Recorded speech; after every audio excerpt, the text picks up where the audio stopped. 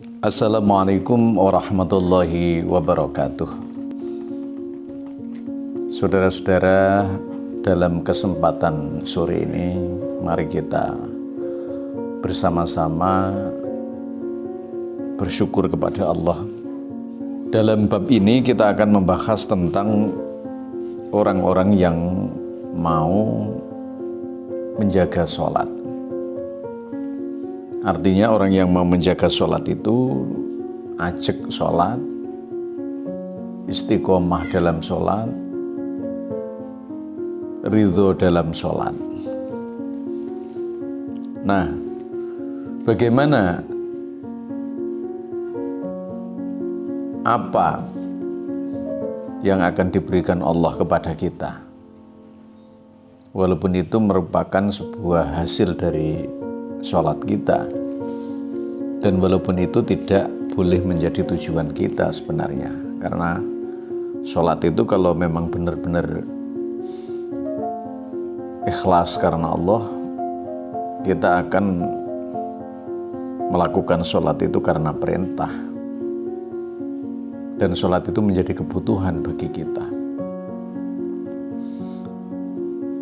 Namun alangkah pemurahnya Allah, karena Allah akan memberikan beberapa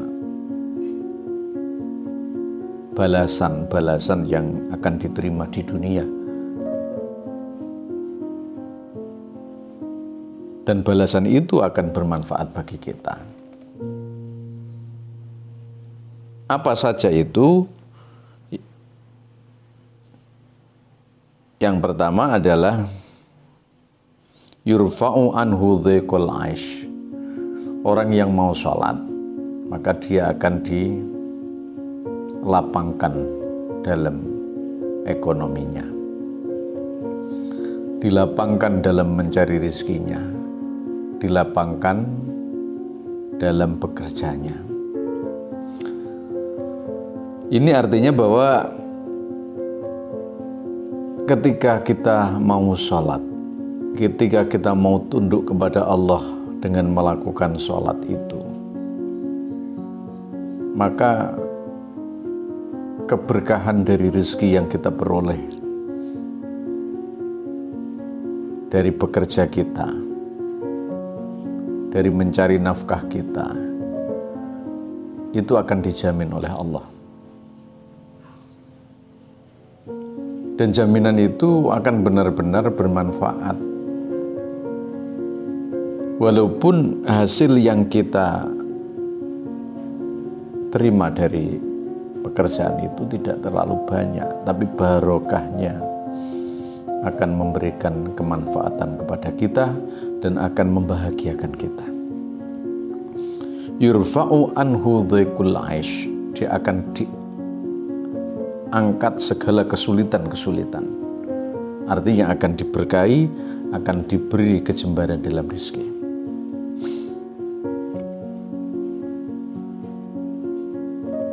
Kenapa penting? Karena kita hidup tidak bisa tanpa rezeki, kita hidup tidak bisa tanpa makan, tanpa minum, tanpa memberi nafkah kepada orang-orang yang wajib kita nafkahi. Maka penting sekali kita ikhlas sholat karena Allah. Yang kedua adalah wa'adzabul qabri.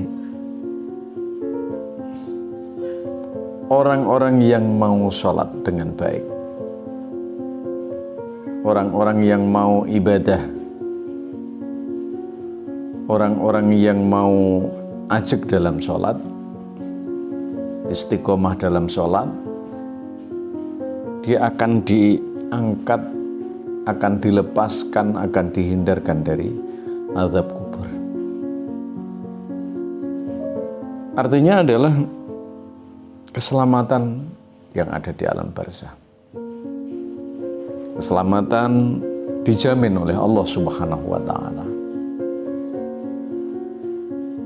Begitu pedihnya orang yang ada, orang yang diazab di dalam alam barzahnya. Begitu pedihnya orang-orang yang disiksa di alam barzah, sehingga dia akan menjerit, menangis karena tidak menjadi selamat. Yang ketiga adalah wa yu'tihillahu kitabahu biyaminihi. Allah akan memberikan catatan amal baiknya dengan tangan kanan. Orang-orang yang ada di hari kiamat, dia akan mendapatkan dua hal. Ada kalanya yang mendapatkan dengan tangan kanan atau dengan tangan kiri, atau dengan lewat miwara'i dhuhri. Artinya ketika orang itu mendapatkan catatan di tangan kanan, maka berarti dia benar-benar menjadi orang yang beruntung.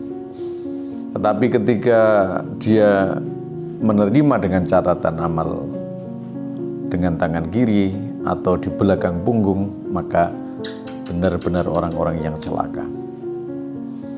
Dan ketika kita di dunia banyak mempertahankan sholat, istiqomah dalam sholat, insya Allah dengan barokahnya kita akan diberi catatan amal dengan tangan kanan. Selanjutnya nomor 4 adalah wa yamurru 'ala sirati kal barq. Maka dia akan berjalan di Shiratal Mustaqim seperti kilat.